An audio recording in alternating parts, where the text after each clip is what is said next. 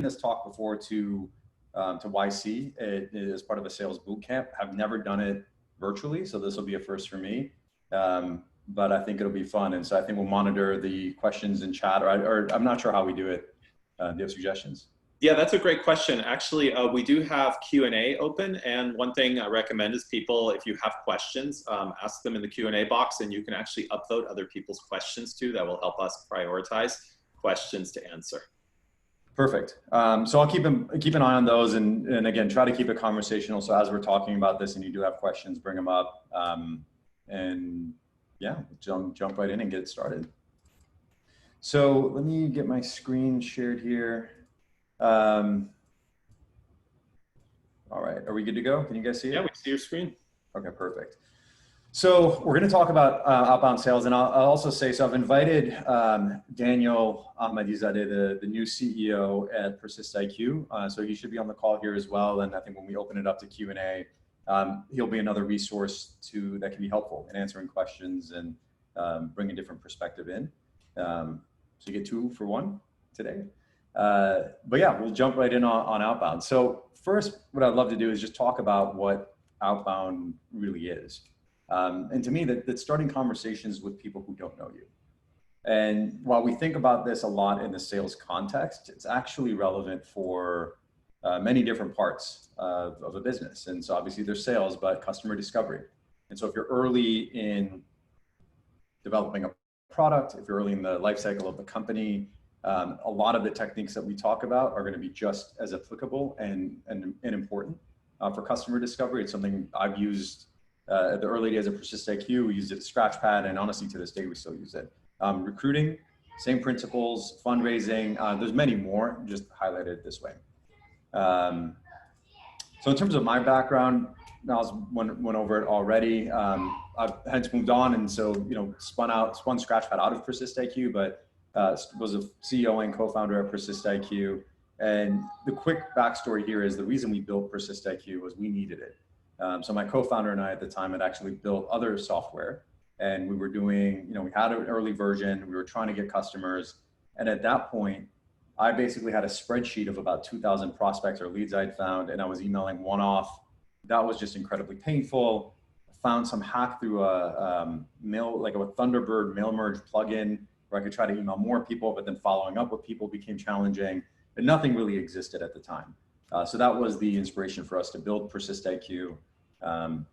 So, definitely felt that pain ourselves and built a solution around it. So in terms of what is outbound, again, so we covered that starting conversations, and really most of what we're going to be talking about today is this part of a funnel. So this is a pretty basic sales funnel. If you work your way up, you got closing opportunities here, and obviously it expands at the bottom for expansion.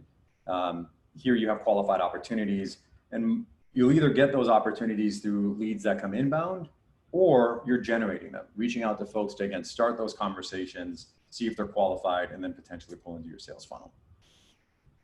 Now, at this point, most of the questions that we hear from folks are, great, get it. So what's the best source for leads? How can I automate emails? What tools should I use?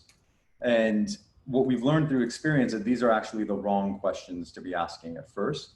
And usually the folks that we've seen, or the pattern we've seen, is if you're starting with these questions, there's this mindset of blasting emails, which is just, let me get as many leads and let me just spray and pray and get as many emails as I can out the door, hoping and crossing my fingers that somebody responds or a handful of people respond. The reality is there's actually a couple key components of doing great sales. And when I say sales, great outbound. And that's strategy, it's data, it's execution. And what's also important here is that the order of operations of these matter. And so what we'll do today is we'll go through each one of these, share some simple examples, and then I'll be available, Daniel will be available for conversations afterwards. You can always get in touch with us, because again, we're not going to be able to go cover it all today. So let's jump right into strategy. And so if we're talking about strategy, I think the most important tool you have in terms of outbound, in terms of sales, is your story. And this is an area where I feel like usually comes in too late or as an afterthought. It's usually just, let me just contact people, let's get some momentum going. But I urge everyone, I think if you're not doing it already, spending time slowing down and getting your story right, or at least as close to right as you can, is going to pay dividends down the road. And so what is a story? There's actually a book called New Sales Simplified. I've got it at the end on the slide here, but this is basically pulling from that. If you haven't read it already, I think it's a great starter book for understanding outbound. And in that book, they talk about crafting your story. And there's a couple key components to it. So number one is your headline. That's, it's not what you sell. If you notice, a lot of folks actually start with that. That comes in third, is like what it is you do, but it's almost like the benefit of it. And so, for example, with Scratchpad, what we're doing now, it's the fastest experience for account executives to update Salesforce, take notes, and manage their tasks, right? And that headline is communicating a benefit, what they can do, but it's not necessarily what we sell. Well, it's a Chrome extension that you can access, and it's a freemium model. All of that is later. The customer issues you solve. So again, what are the problems? Not what are the features you have, not what it is your product can do, but what are the problems that the customer has that you're impacting? Ultimately, it's what you sell, and then it's how you're different. And this story doesn't need to take long in terms of crafting it. And the reality is, I'm assuming a lot of the folks, we have quite a few folks here on this call today, I'm assuming a lot of you don't necessarily know what the story is going to be, or you're maybe early in the life cycle of building your company or product. Doesn't matter. Even if it's 30 minutes where you just write down the best assumptions that you have, it's a worthwhile exercise, because it's something that, one, it's helping you get those assumptions out, but two, you're able to come back as you learn and modify it. So very critical to start with this. Once you have that, then I usually move to what I call the messaging framework of pain, priorities, and motivations, or I'll refer to it later as PPM. And so, when you've crafted your story, as part of this, you're also thinking about, well, gosh, who are the people that you're serving? And in this case, you can break those out into personas. So, for our case, let's think about users, which may be the individual salespeople, their managers, and then there's a leader. Now there's more, I just, for simplicity's sake, I didn't include them here, but you may have the purchaser or procurement, there may be ops that needs to implement. But for each persona, what's important to understand is what it is that they care about. And usually you can think about that through what pains are they facing, what their priorities are, or what are they motivated by. And so in the end user case, for let's say an end user salesperson or an account executives, it could be, their top priority is hitting their quota. They're also motivated by that, because if they hit their quota, maybe there's accelerators, or they're motivated by it because if they don't hit their quota, their job may be on the line. Other types of pain may actually be logging activity, right? They don't need to do it to hit their quota, but their manager needs it so that they can understand what's going on. So for each one of these, again, don't overthink it. And if you're just getting started and you're like, gosh, I really don't know, I think that's okay. Just take your best stab at it. Write it down, write each one of those. And then what that fuels is what's in this third column, which is your messaging. And that messaging should be derived from both the persona, but also what it is that they care about. And a common mistake I usually see is folks just asking, well, gosh, what's a great email template to use? And the reality is there's no one answer for that. It really depends on who you're contacting and what it is they care about, or there could be multiple things they care about. So what I found is this framework, while not perfect, I think it does, at least personally, it's helped me think about how we craft messaging that resonates and ultimately delivers results. Let me stop here for a second, Nels. I'm not sure if I've got access to the Q&A piece. I'll say if there's anything you're seeing that pops up, just let me know or just stop me. Yeah, we haven't had a lot of questions yet, so there's no open questions. I think you should be able to see the Q&A box too. Oh yeah, there it is. Sorry, that was okay. That was on me. Mediate some, but definitely if folks have questions, please ask them interactively. Cool. I'll ask briefly, just what does PPM stand for? Yeah, so it's pain, priorities, motivation. Exactly. It's the title right above it. So there we go. Yeah, yeah. I was also curious, I think very early on, sometimes we're not even going in yet with a specific product in mind, right? I'm thinking about some of our accelerator companies that are very early in customer discovery. Does anything change when you're doing that? Like you don't quite know yet what the message is of solving because you're not sure yet what you're doing. Yeah, that's a great question. And I don't think, I obviously there'll be some differences in terms of maybe when you're further along, but the reality is, in my experience, it hasn't been that different, because what you're really trying to go for is a story, a narrative, a message that resonates. And that when I say it resonates, it's a problem that resonates with somebody. And so, let's say with Scratchpad, because that's top of mind for me now, and in terms of what I'm working on, one of the first things we did before we wrote a single line of code, we actually worked on this. We said, can we get people to even care about the problem that we're solving? Because if we can't even get them to care about the problem through words, I wonder, why would we spend all this time building the product? And so we actually went through this exercise. I remember I created a one pager, and I saw some Q&As come in of talk about how the messaging relates to the outbound story. In that this helps you when you're crafting the story. We all have hopefully we have some insight in terms of a problem that we're solving that's leading to us either building a product or a company. Now, there's a lot that we need to add around it, but there's that nugget. And so you start with that nugget, you build the story around it, and as part of the story, it's who has the problem that you're solving. Then that leads to this messaging. And so this is the way the two play off of each other, is think of the story as much more higher level. It's covering all these cases. And then the messaging here is a specific problem that a user has. And so in the early days, what we did is we did a lot of outbound, but we did it solely to see, can we get people to even care about this problem? Does this problem resonate? If it does, then it's our job to solve that problem through a product. And so I would say, if you don't even have a product, I would start here, because you'll learn a lot about what type of users might be more interesting to solve for first, who has the problem, or maybe there was a secondary problem you never even thought of. So again, it gets conversations going. Mm-hmm.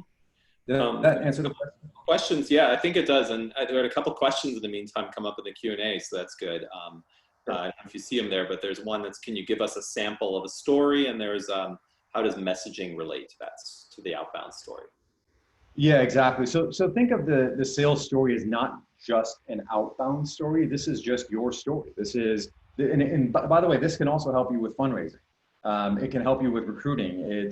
There are slightly different versions of it, but it's your headline, which is really the benefits that you have. What are the core problems you solve and for who? What it is you're actually selling, right? Is it services? Is it on-prem software? Is it hardware? And then how you're different. And so this actually helps. Think of it as like the foundational pieces that you can then use refine for a sales narrative, for a fundraising narrative, for a recruiting narrative. So that's how that helps. In terms of a sample story, again, I don't know about sample, but I can give you the story of Scratchpad, right? Which is the headline is the fastest experience for account executives to update Salesforce, take sales notes, and manage their tasks. Customer issues we solve is those problems. As for account executives, they're spending about 3 to 4 hours a week manually updating Salesforce because they're working on a Google Sheets and Evernote or Notion. We make that faster. What it is we sell is software as a service. And how we're different is we're self-serve. So any rep can sign up. You can configure in about 30 seconds, and it's freemium. So again, not perfect, it encapsulates it, but I think the other piece, if you notice there, is we were very specific in who our user is. And I think that's the other piece that this forces you down, is making sure you can get narrow enough to build a compelling narrative. Cool, great. All right, so we were here, let's keep moving. So a couple core things to keep in mind. Nobody cares about you or how awesome your product is or who your investors are. And this is a common, again, mistake I see folks making, and we made it early on as well. What's critical to keep in mind is you've got, in your messaging, you've got to make it about them, and what's them is your personas, your prospects, your core customers. That's what they care about. It's not that you just went through this awesome accelerator, you have these investors, or you made this killer hire, or you just released a new version of your product and you now have dark mode. They need to understand what it is that I'm getting out of this. Why should I care? And so the more you can spend time empathizing with users, understanding their problems, and crafting messaging and ultimately solutions for them, you're going to get better results. So that's what we have on, back to this, that's what we've got on strategy. So again, pretty simple, your story, then your personas, and then you can craft messaging off of that. And later on, I'll go into how you can craft different types of messaging. But next we'll jump into data. I'm not going to spend too much time on this. The TLDR is use multiple sources, clean the data, and validate emails. Because a common question I get, and I'm sure Daniel, you can chime in on this towards the end, I'm sure you get too, is, hey, what's the best data source? Where can I scrape leads? Where can I buy leads? And the reality is there is no one single best data source. It really depends on who you're going after, what industry they're in. Sometimes you're using multiple sources based on the industry that you're selling to. What I put up here is just some examples in terms of how you can get leads, but we can take any questions offline for that. All right, so next we'll go to execution. So let's say we got our strategy together, we have our story, we have some messaging in our personas, we have some idea of where we can get the data, and then the rest is execution. And so the key thing here is that you want to combine your strategy and data and make sure that it's both personalized and relevant communication at scale. And I'll talk about what the difference between personalization and relevance, because I think that it's really important. But the key thing here is the goal. And what I've seen, a common mistake I see is people trying to pack way too much into an outbound email. We've got to communicate who we are, what our product does, and basically think about getting all the way to close in an outbound email, which is just way too much. Whereas the goal is simply to start a conversation. And that conversation isn't even, hey, can I get 10 minutes on your calendar, or let's schedule a meeting. The ask could simply be, hey, does this sound interesting to you? And all you're hoping you get is an email response of maybe or something, right? But it's just that there's some signal on the other side that you can then use to strengthen the conversation. So hopefully that actually relieves some of the pressure and thinking about you got to do too much with this, but that's really it. We got a question that just came in on talking about Upwork to identify leads. Since we just finished data, let me go back to that and then I'll continue. So on Upwork, what we did is if there's a very heavy, like if you find that there's no good data source or database that you can access and buy leads from, but you know that there's a good like manual process to do it. So for example, it's like, go to this website, find these people, then find emails and then upload it into my, my system, my CRM or my outbound system. That's usually a good source for Upwork. Like we did that before and it worked fairly well. Again, you're going to get some junk in there. You gotta validate the emails and you can enrich them, or you can use Upwork for enriching data as well. Like if you already have a list of leads, but you want to also get, additional information on them. That's really it. Pouyan, I actually want to make one comment and ask a question. And also, sure. My comment is also if attendees are willing to talk live, you can also raise your hand to ask a question, or you could do both, put it in the Q&A and raise your hand. We will monitor that and then you can talk live. That'll make it more interactive. So if you're feeling brave, we certainly would love to have you ask your question live. And I had a question, which maybe you'll get to later. You mentioned like you don't want to do spray and pray. And one of the questions I'm curious about is why not? We sometimes have founders, saying, oh yeah, well, instead of doing this targeted thing where I'll talk to 10 people, I'll just send it to 5,000 and then, I'll get some number that come back. Is there a problem with that, or how do you think about that? So if you want to feel good about the number of people you reached out to and say, hey, we've done activity top of funnel, spray and pray is a great method. If you want good results, it's not. For a couple of reasons. Number one, I find that in the early days, and honestly, not even in the early days, like even as you move on, think of it for each new initiative. One of the key things for me is learning what works, what doesn't work. Because once you know something works, then you can keep throwing more resources on it. You can step on the gas with it. You can do a lot more and automate more. It's just really hard to do that when you're spraying and praying because it's hard to get personalized, relevant, and you're just going for activity numbers. That's really it. Hey, we've got pressure from investors. We got pressure from our team. Let's just send as many emails as we can and say we did it. And you're right, you'll get some response, but even then, just because you got a response doesn't mean you actually learned anything. And then you got to do all the segmentation work after that. So I actually think what it does is it creates a lot of debt. There's a lot of talk on technical debt and product. I think this creates operational debt. And then there's a learning challenge. So that's number one. Number two, I think the results can be lower just because, I mean, everyone look at your own inbox, right? We're getting flooded with emails now, more so than ever before, just because more and more folks are using automated systems. So I actually think the results that you get can be lower. And third, you can actually run into technical issues with blasting that many emails. So that's kind of the high level. Happy to dive deeper into any one of those, but that's why I'm not a big fan of it. Mm-hmm. That's great. We have another question from the audience from Nikita. Do you see it over here? It's yeah, I do. So talk about metrics, good baseline. So Nikita, I'm gonna punt on that question for now, simply because we're actually coming back to that. There's a whole section on metrics towards the end, but I'll certainly get back to that. Great. Cool. So on execution, let's just come back again. The TLDR here is make it simple. Your goal here is simply to start a conversation, and that means getting a response. So really, there's no magic. I can't tell you if you do X, Y, and Z, you're going to get amazing results. It is hard work, and that simply means that you've got to put the effort in to get the results. There's no way around it. I'll go one step further and say it's not the most fun work. Right? It's actually pretty tedious, but it's one of the most important because, and I think I'm assuming again, a lot of the folks on this call are either founders or at early stage companies. I think this being founder led is also critical, and I'll put that down here because you learn so much in terms of crafting that narrative, sending it out there, seeing what resonates, and you take that learning not just for sales, but also in how you position your company and how you position the product and what you work on. So the effort has got to be there. And then the structured workflow, what I mean by that is we'll get into how you can structure doing outbound in a way where it becomes less work and it's more just, it's kind of like going to the gym. You just got to show up and then you've got a system for how you work out. You get into that flow, it makes it much easier.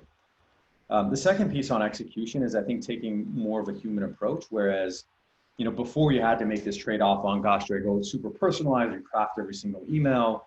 But then that limits scale, or can I go at scale and not do that? Well, now you can do both. The caveat here is scale is relative. I don't mean blasting 5,000 emails a day. It may mean, you're able to reach out to 100 prospects a day versus, 10 that you may normally do. So you can do both. And then third is really, I'm a fan of starting small, find what works, then you can step on the gas for the things that do work, because otherwise, again, you're just carrying that debt with you. So what I'd love to do now is actually jump into some examples on how you can craft messaging based on the strategy and the data that you have. So I'll share a handful of examples here, and then we can talk about any of them or just move on. So in this case, what we're doing is, this is a screenshot of a template that we have in Persist Iq, and this is pretty straightforward. It's what I call the common connection strategy. I'm personalizing just the first name, and then I have a variable for common connection. And so in this case, this is where you could use somebody on Upwork to say, all right, here's a list of connections that I have on LinkedIn. Can you find, one or two that are the strongest, put that in another data set, and this pulls it in. And so you reach out to the person and have their first name. How do you know this person? And that's it. The rest of it is templated. Mediocre. Then you can go into a little bit more depth on personalization and relevance, where you're personalizing their first name, you're injecting their company name into the subject line, a lot of their company name and their title in the email body as well, and then mentioning their company competitor. So again, this takes it one step further where, you would have, let's say, 3 competitors listed, two potential customers listed, and then one of them being a competitor of them. That's a way that would stand out. And it'd be like, oh, okay, like this person obviously did some research or knows what is going on or knows what I care about, and it's also more relevant. So the personalization piece might be first name, company name, title. The relevance piece is the company competitor. And then this screenshot didn't come through too well, but you can get pretty creative with this. So this is a screenshot where basically the whole template is made up of variables. And so everything from, a noun for the opener, a transition, a pain, a verb operator, you can even have an entire sentence as the lead hook where you have somebody on Upwork or you write it yourself. We even had one customer that was doing, I believe, language personalization or localization for mobile apps. And what they did is they went to the App Store, they scraped the apps where they were the most popular, but they hadn't localized for that language yet. And they would inject that in here as, hey, I noticed your app is really popular in this country, but you haven't localized it for this yet. I mean, they got phenomenal response rate out of that. And again, and that was relevant, but not personalized. Mhm. And so you can see where relevance, in my view, in a lot of senses, is much more important than personalization. When a lot of folks would say, oh, well, oh, I saw you went to this school and you know, we both grew up in this state and now let me talk to you about my product. Doesn't go over too well. This is a template we've used that we've gotten phenomenal response rates on, 31% plus response rates on. And if you notice, I just have 3 variables. One variable in the subject line, which is a custom subject line. So really what I'm doing is writing a unique subject line for each person, their name, which is basic, and then an opening hook. And again, that's just a sentence that I write. Everything else is templated. Yeah, what's an example of an opening hook that you might use? Yeah, so I'll show you exactly what that looks like. So we'll go through that together. So this is a method that we call inline prospecting. And the reason I love it is, 1, you can go from research to first touch in a matter of minutes. And 2, you actually don't need to build a data set beforehand. So as long as you have your high level story, you have some basic messaging, you can start with this today. So what this looks like is this. Again, this is a screenshot of Persist Iq, which back to structured workflow, the way it's helped us and why we built this is you can send a personalized message like I have here. So we're targeting VPs or directors of sales, PPM 1, if we remember that, it's pain point, priority, or motivation 1. So I'm focusing on one of those, and then a custom subject and opener template. If I don't get a response in 2 days, I have my service email that goes. If they still don't respond in 3 days, I've got another email, and then I send a LinkedIn connection request. And so you can build your structured workflow so you never drop the ball. And then that template looks like this, the custom subject line opening hook. There's no data in here. But what I do is I'm actually going to prospect my friend Yuri. And so let's say I go to his LinkedIn profile and I'm like, hey, fits exactly the profile of who I'm going after. And what we have is this Chrome extension, so this would open up. But from this Chrome extension, I can not only do a search for the email, but those fields that I created in my template are accessible to me right here. So usually when there's this work where you do your research and then you go back to an email and you write it and you go back and forth between those, this is what we call inline prospecting, this method, because I'm in line.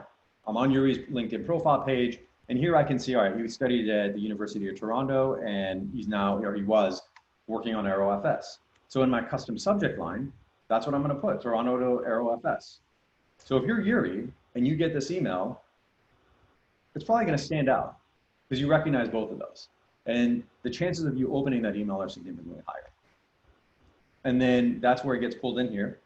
And then in terms of the, sorry, let me go back here. In terms of the opening hook, this is where I would look through his profile and say, all right, what is it about our solution or the problems that we're solving that he might have? And I'm gonna mention that. So maybe find something that he mentioned about, AeroFS or something that he's worked on, something that's relevant, and throw that in that first sentence. And the reason that opening hook is also really important is a lot of folks are now checking their email on mobile phones, and you'll see more of the first sentence when you're doing a mobile view. And so again, if you're starting off the email with, hey, I'm sorry for the cold email, guess what's gonna happen? Strike to delete or spam. But if it's something much more punchy and relevant, the chances of you actually of them opening and reading and getting to the next sentence is much higher. So from here, and again, this is the exact method I used at Persist. It's the same thing we did in the early days of Scratchpad, and something we still do today. And from there, after I wrote that, right from there, I would throw them into my workflow, which is getting a personalized email that's highly relevant. And if he doesn't follow up, I know I've got my follow-up scheduled. And this is where what we call persistence wins. But it's not persistence for persistence sake, which is just, hey, let me keep blasting you, checking in. Now, have you gotten my email? I'm following up, bumping this to your inbox. That gets exhausting. The key here is you want to think about how do you add value at every touch, right? So here you can see in my campaign, I've got more than 7 touch points. But the way I do it is I have my opener, which is focused on PPM 1. So pain point, priority, or motivation. One of the things that I think this person would care about. 2 follow-ups based on that. Then if I still haven't gotten a response, I'm going to share some content. So maybe a blog post we've written or something I found elsewhere that I think is going to be highly relevant for this persona. And if I still haven't gotten a response, give some breathing room, then come back in with a whole new thread, except it's a different value prop. It's PPM2. So let's say the other something completely different that they care about, and see if that messaging resonates. Then I'll have 1 or 2 follow-ups based on that. So you can start seeing how you can build many touch points, and it's all built off of the work that you did early on in the strategy, which is not only having your story, but then clearly defined personas and certain things that they care about. So you can see here back in terms of building that structure, my first couple messages could be around obtaining quota. Then the second messages could be around making sure that their activity volumes are hit. Or then if none of that's responding, then my third series of messaging could be around how do you personalize at scale faster? All right, let's see, where were we here? There. And again, you can get really creative with how you build these touch points. And actually, sorry, I just talked through this already instead of going through the slides, but that's really what I was trying to show you is those 7 touch points. You can see I've broken it up into pieces and blocks and build it that way. Here's the other thing. Everything we've talked about is primarily email, but don't just rely on email. It's one channel. And what you can do is get really creative. And if you understand your prospects and the world that they live in, email may not be the best channel. Maybe it's much better to call or send emails through LinkedIn or use Twitter or Instagram through social. Maybe send a postcard. We've seen companies deliver great results or get great results by sending gift baskets in advance of meeting requests. Obviously, that's not going to work in every case, but if you're selling big enterprise deals, that may be enough just to get the conversation started with folks. If you're selling hardware, maybe you send samples. One thing we've seen work, not in all cases, is as part of your thread, you just send the calendar invite and say, hey, already sent you the invite. If it works for you, accept it. If not, feel free to move it. You've got modify rights. So, don't be afraid to get out there, put yourself out there. It's the only way. In the early days, we relied on quite a bit on email as well. It felt easier where you're just writing in, you don't have to talk to folks, but it's really important that you do. And again, the reminder here is the objective is to get a response, and that could be any response. So to dive into that a little bit further, and this will tie into metrics, I think the key that you'd asked is you can classify the responses that you're getting. But one common mistake we see is a lot of folks that will just completely ignore neutral responses. And I think there's a lot of gold that's held in those. And what I mean by a neutral response is something it's not a yes. It's, no thanks, not ready right now. Oh, we're busy. Can you please get back to me next quarter? It's anything but a, hey, F off. Like, a complete hard no. And for some people, that's still in the neutral zone as well until they get a yes. But, a lot of folks, again, back to what I talked about earlier, we've seen expect to be able to close a deal off of one cold email or get somebody to write back and say, oh, this sounds amazing. Yes, please send me a calendar invite and I'm going to invite my whole team so we can talk about purchasing. Almost never happens. But those neutral responses are simply, maybe your messaging didn't land in the right area. Maybe it was close, but it just didn't quite hit the pain point. But you got a response. And so here, you don't want to ignore those. What's critical is that you're ready with objection handling. And so if you're getting responses like, hey, not right now, or we've already invested in a different solution, be ready. And the way that could look like is you can actually build templates or build that messaging, whatever system you're using. Again, we've got Persist Iq, so that's what we took screenshots of. But I actually have a whole series of templates just for handling objections. Like if somebody responds back and says, no, thanks, we're all set. Got a template that's ready for that. It's like, oh, hey, thanks so much for getting back to me. Like, could you tell me about, I'd love to learn, like, what did you implement? How is it working out for you? There's a whole series of questions that you can use to get a conversation started. Again, are you going to get a response from everyone? No. But your chances of getting more responses or some that convert to positive are significantly higher if you actually do follow up here. And so the other piece here is staying engaged. And so what this could look like is you start off here, what we're doing is called like the double tap, which is call, email, call, email, call, email. So it could be like, hey, called you, didn't pick up. or sorry, you call if they weren't there, you email right away, say, hey, just called you, you weren't there, I'm following up on that, do it again, do it again. And then finally you get a response. Now that response could be an objection. And so if it is, then you can start a whole nother series of emails. It could be a nurture, which is really like, hey, love what, like, yes, this problem resonates, but the reality is we're, this whole COVID-19 situation's thrown everything off. Could you please get back to me at the end of Q2? Awesome. You could have a whole nother campaign that's structured workflow that's lined up for that, which is like, hey, Nikita, you told me to get back to you. Here I am. Here's what we talked about. That's what that template would have, except your schedule starting it. So in advance, you're today scheduled starting it for, let's say, June 19th to go out. Or it could be scheduling. If you're like, yes, this sounds great. We actually have a whole nother workflow just for scheduled meetings. Because even if somebody says, yes, send me a calendar invite, or I want to do this meeting, they may not accept right away. And so again, it takes multiple touch points to make that happen. Yeah, we have a couple questions if you're up for it. Yeah, let's do it. So I think there was one from David Futuran that's about relevance was more important than personalization, but your subject line was actually more about personalization. Yes.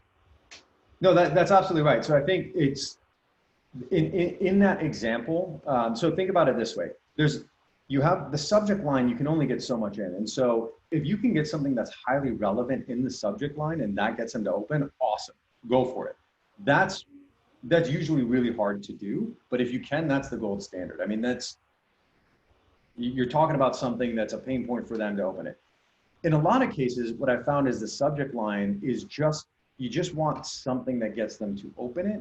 But you also want to make sure that whatever you use for personalization translate, like there's a natural transition into the relevance. But you don't want to have like this huge cliff of, hey, we're talking about where we both went to school and grew up there, and then, oh, boom, all of a sudden I want to talk to you about this problem. And so I think I didn't show the full template there, but the way I would have done it is have somewhat of a transition from, hey, notice you're now working on AeroFS. It sounds like you might, I saw you may have mentioned you guys are having these challenges. Companies like X, Y, and Z are working with us at Persist Iq to solve these same problems. Would love to have a conversation. Right, so I think that's how I'm drawing the connection between Toronto, AeroFS, the problems they're having in terms of relevance. But in general, I think make sure you have something of relevance in there. Otherwise, I've just seen too many examples of people focused just on personalization and saying, it's not working. We spent all this time on personalized emails. And it's like, yeah, because you never talked about the problem you're solving for people. Got it. Yeah. There's a couple more questions we could take. And there's one from Brenda. Do you mind if I let her ask this live? Please, would love live. All right. Brenda, I'm going to make you live here. I think I did that properly. Okay, hello, can you hear me? Yeah. Hey, Brenda, yes.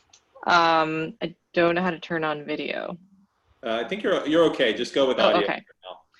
My question was about the neutral responses. So say you're asking, you're talking to someone, you get on a call, but they've already been burned by an alternative. They've made the investment, but they're pretty unhappy. How would you turn that into the next meeting?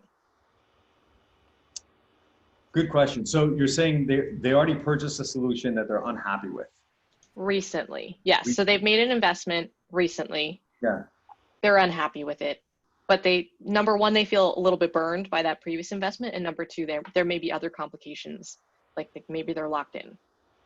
Yeah. So what I would do in that case is completely, not completely ignore, but I wouldn't think about like them being locked in is simply a financial term or a deal term. What I would focus on is the problem, the why. Why are they unhappy? Where is the opportunity here? Where is the chance for you to come in and deliver something of value that would blow them away or be significantly better than the investment that they made? Everything else is deal terms. So what I mean by that is it could be that they're like, we just bought the software. Well, like you said, it completely sucks. It's not meeting our expectations. They oversold the solution. And you feel like you can actually deliver value. You feel like you can do a much better job. If you get them bought in to that, the rest you can usually get creative on, at least in my experience. It may not work all the time, but maybe you structure a deal where you buy out that other contract, or you buy it out at some sort of a discount and say, hey, well, for the first year, we'll cover the remaining part of the contract that you already have. And then for the following year, you're paying us at this point. So I would try to separate those pieces and see just focus on, can you build a narrative that gets them really excited about what you can deliver for them? Because if you're creating that value, you can certainly get creative on ways of capturing that value. Great. Did that answer your question, Brenda? Thank you. Yes, thank you. Okay, great. And if anybody else is feeling brave, please feel free to raise your hand and ask a question live. It makes it much more real for us. Great to hear from folks. We'll try to be nice, promise. All right. Okay, so let's see. All right, so I'm going to go on metrics unless there's any other questions that pop up. There's a couple more questions. We have one live. Should we give it a try? Yeah, let's do it. Hi, Binyam. Yeah, can you hear me? Yes. Yeah, I just had a question about how do you think about segmenting? Let's say you have a certain number of high quality outbound leads, like maybe 10. How do you think about kind of having rounds of reaching out to them so you don't kind of burn all your high quality ones, and kind of using the feedback loop to inform your, your outbound techniques and your story and your messaging, etc.? Okay, let me make sure I understood the question right. So you're saying you have 10 what you consider high quality leads, is that correct? Yeah. Okay. And then the question is, how do you think about reaching out to them so you're learning? Yeah, how do you merge the learning process without necessarily reaching out to all of them at once, right? Because then you kind of burn all 10. Is it just kind of setting up 2 rounds, or how do you think about just making sure you always have sort of high quality leads in the pipeline and you're not doing the spray and pray approach? So I'd say 10, regardless of how you cut it, 10 is a pretty small number. So I don't know if you can segment on that too much. I was just using that as an example, just like any number, I guess. Like if you have a finite number of high quality, how do you think about segmenting it? Well, then I would ask, why do you feel like you have a finite number of high quality, and how do you get more high quality? Because that's really the goal. And so what's the fear? Like what's the fear of reaching out to them? Say that again. What's the concern that you would have on, let's say, just reaching out to all 10?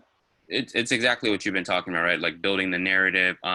Maybe it's, having the marketing, brand, sort of presence, maybe doing blog stuff, just kind of building that stuff out. Yeah. So, okay. Got it. Thanks for clarifying. I don't think, again, let me say this. It really depends on who you're selling to. Like, let's say if you're selling to the airline industry and there's maybe the total addressable market might be 100 companies. That's very different than, let's say, if you're selling to local businesses or tech startups or what have you. So again, not knowing the full details there. I would say though, a lot of the brand work, or like, hey, do I need this awesome website to reach out, or do I need, all this other stuff? I don't think that's needed. I think the more you can spend time on really building empathy, and it's the same as when you're trying to build product, like if you have great empathy for the user, then that's really what you need. Because what you're going for here is, do you have a problem statement? Do you have messaging that resonates with a group of users? Or even one group of users? That's it. Because if you have that, and this comes back to my view on the goal is just to get a conversation started. Then all this other stuff kicks in. Then the sales process actually starts for qualifying and closing, or if you're doing customer discovery, then that's when you ask all of your questions on, hey, let me understand how you work. What are you trying to achieve? How are you doing that today? But all of that comes once you basically open the door to the conversation. And so, I would say, try to do the best that you can up front on the pain point or the motivation or something you think they're really going to care about, and just see if that works. And I wouldn't be afraid of, if you try one thing and it didn't work, like you'll have another shot at reaching out to folks again. It's not like if you reached out to them once, you can never reach out to them again because you never got a response. Pouyan, thanks. And Binyam, thanks so much for asking the question. Pouyan, I want to make sure you get to the last part of your metrics. Sure. So the metrics we've seen on the left is what most folks think of. again, just from our experience in talking to folks, is like number of emails we've sent, open rates, and click rates. Those are all marketing metrics. This is very different than marketing. And so what we look at is how many people have we contacted? How many of those people have replied? How many conversations have we triggered off of those replies? And ultimately, how many opportunities did that generate? And I think if you can be honest with yourself, because this is going to be hard to do at first, and those numbers generally usually aren't good until you figure out how to do it. That'll get you better results, because these to me are vanity metrics. Oh, we sent 5,000 emails. Oh, guess what? The open rate was great, and people clicked on it. Yeah, but ultimately, did you get any deals in your pipeline, right? Or if you're doing customer discovery, did you have really meaningful conversations with folks that could be your users? So again, that's why I call these vanity metrics. I'd say they're decent for directional guidance, but that's about it in terms of the work that we do. And most of this, by the way, you can put together in a pretty simple spreadsheet. So here, for example, if you're just getting started, you can break this out into people contacted by week, and then you can have new and existing. And I think that's important, because if you're reaching out to, let's say, 100 this week and 200 next week, of the 200 next week, how many of them were new, or how many of them did you follow up with? And then in terms of people that replied, you can break this down into positive, negative, and neutral responses, and you can define what that means to you. And again, you can either do this manually. Our software in Persist Iq does this for you, but it's not. The implementation isn't the hard part. I think it's thinking about it in this way, which is very different than a marketing mindset. So that's really it. Just as a quick recap, and then open up to more questions. It's just a quick recap on the do's and do nots is sending generic messages, spraying, pray, or putting tools before the strategy. But what you want to do is send personalized and relevant messages. Be persistent, but be smart about it. Like I said, try to add value at every touch point if you can. Go beyond just email and get creative with different communication channels. This is more tactical, but consider a custom domain for your outbound. So, if Pair started doing outbound, you might want to consider try Pair or get Pair or do something different. And the reason that is with outbound, it can be very tricky. And so if your domain does get impacted, you don't want that then impacting your actual emails. Let's say you're emailing direct customers or investors or potential employees. So it's a good way to isolate that way. And then, very much so in terms of how we approach product and experimenting, we kind of do the same here in terms of outbound. A couple quick resources I've personally found helpful. The book I mentioned, New Sales Simplified, I thought it's a great primer for understanding outbound in general. Secrets of Question-Based Selling, this came in for me more helpful once you actually had conversations and understanding how to qualify. And then Never Split the Difference is more just a generic negotiating book, but I found it, again, incredibly helpful when you're able to get a conversation with somebody in terms of the questions you ask and how you approach things. And then we've got a ton of content on the Persist Iq blog around outbound. So thank you all for hanging out, and hopefully this was helpful. So there's my email at Persist, and again, I've included Daniel's, who's now the CEO of Persist Iq. But I think we're both online now, and so happy to take any more questions that come up. Yeah, I can add Daniel as a panelist if you want to have him answer any specific. Yeah, sure. Great. Now we have a couple hand raises, and then we also have a couple questions in the Q&A box. Cool. Maybe we'll start with Keith. Do you want to give your question live? Yes, can you hear me? Yes, we can. Hi. Thank you. Okay, thanks. Hi. This has been very valuable. Let's say, for example, you push out your first batch, and let's say the sales cycle is average about 3 months. And in the first batch, you got an immediate response from a high value target. And that response was, you're not a fit, but it wasn't a hard no. And the others are still in review. When would be an appropriate time in terms of time frame to send another message about something high value that has happened so that you keep them in the loop? Yeah, great question, Keith. So if I'm understanding it correctly, you're getting a response from what you consider to be a high value target. They're telling you, hey, not the right time. Well, you got a response from one, which was very quick, but the others haven't responded yet. So you take that into consideration, or you may think that they're still reviewing the opportunity. When should you make? Got it. Okay. Thank you for clarifying. So what I think what you're talking about here is, in terms of building your structured workflow or your campaign, how much time do you wait in between for reaching out? Okay. Yeah. I'll be honest, I don't know. It varies. It really depends. And I think it depends on who you're selling to. It depends on your own personal kind of tolerance for being how aggressive you are. I've seen people reach out twice every single day for a span of like 14 days and then step off. So they go super aggressive. Also seen people, wait a month on all extremes. I wouldn't do, personally, I don't think I would do the twice a day, and I wouldn't wait more than a week. Just because somebody hasn't responded doesn't mean that they even saw your email or they opened it or they're considering it. So I think, polite persistence is kind of the way, at least that's my style and approach. But again, that's also combined with maybe in your next follow-up, it's not just hey, just bumping this back up to your inbox, or hey, just checking if you saw my last email. It could be more of a, hey, following up on that last email, I thought you might also find this interesting.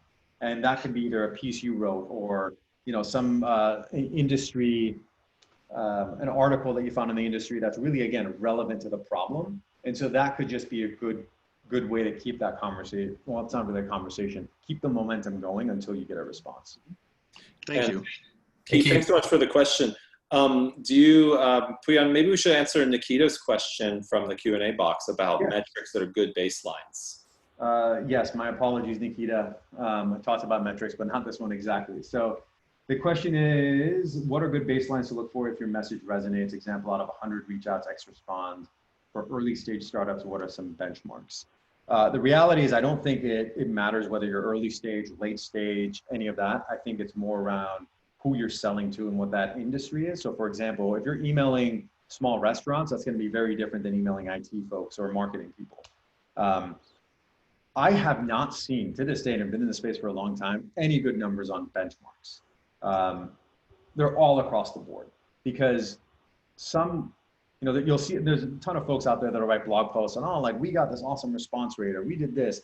Yeah, but maybe you got people to respond or you got open rates, but did they actually generate into opportunities? And so again, I like to be really candid with myself, with my team on what are the ultimate results that we're getting.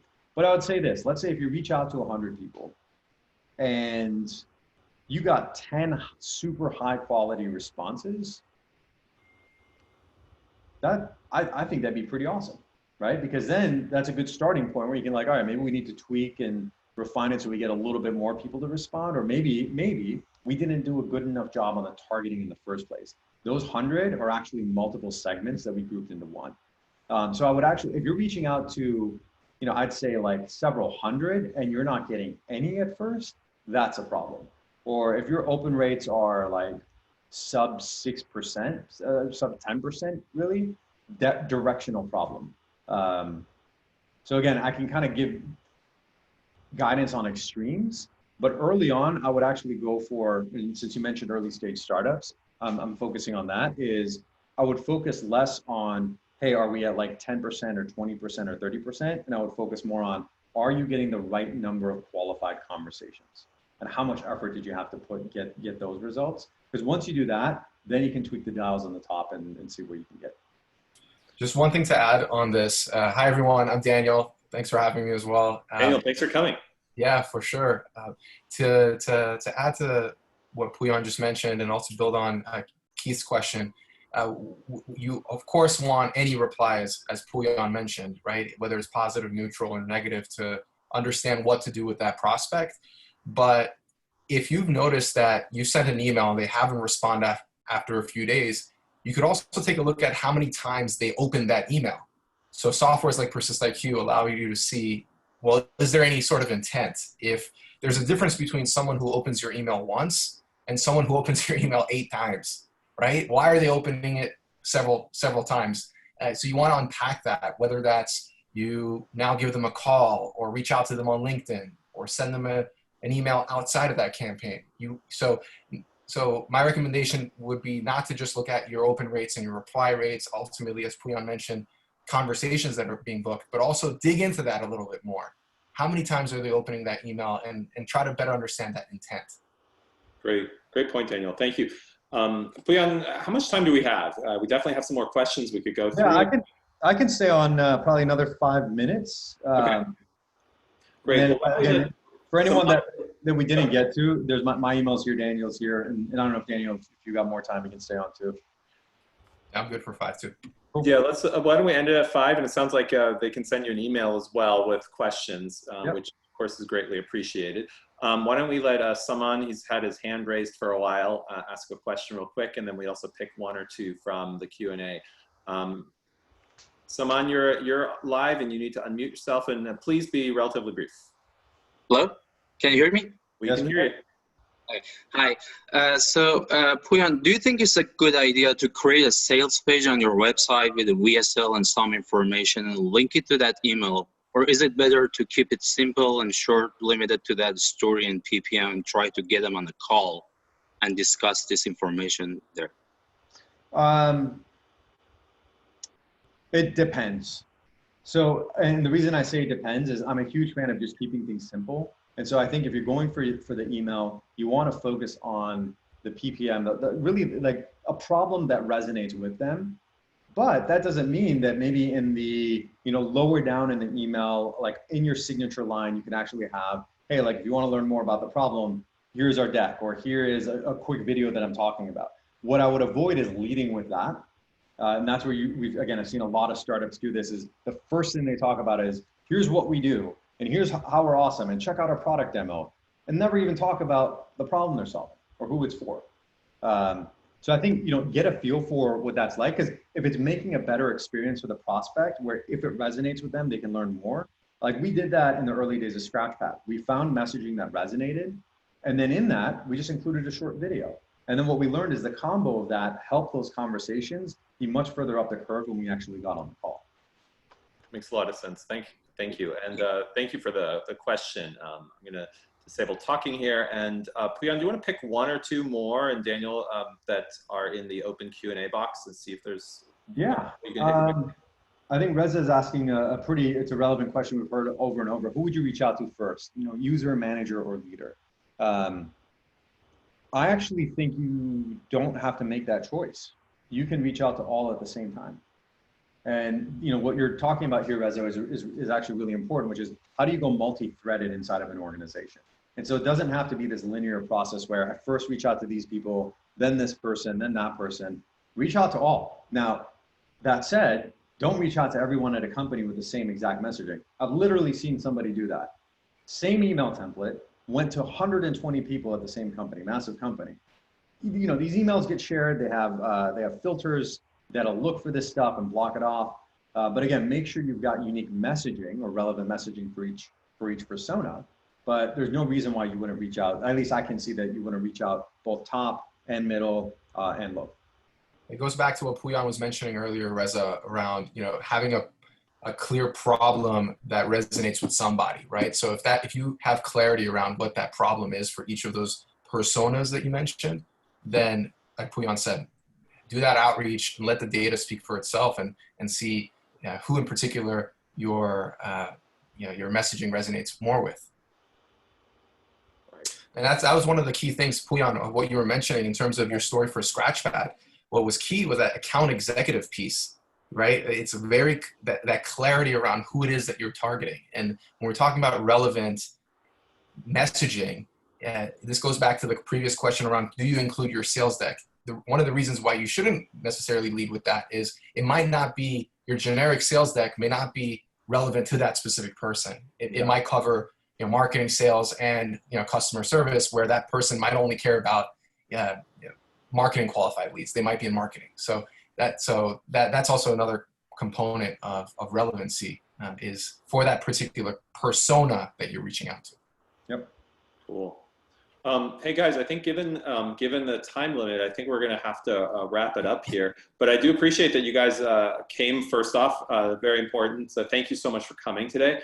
I think you guys also shared your emails for future if anybody wants to reach out to you with another question, which is greatly appreciated.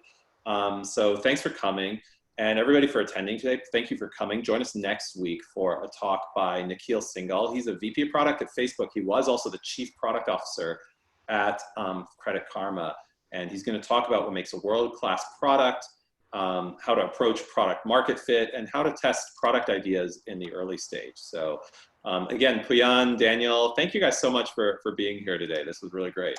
Yeah, thanks for having us. And Pouyan, you just got blurry at the end. Okay, you're back to focus. So thanks again, guys, and we'll see you again soon. All right, thanks much. Bye. Bye.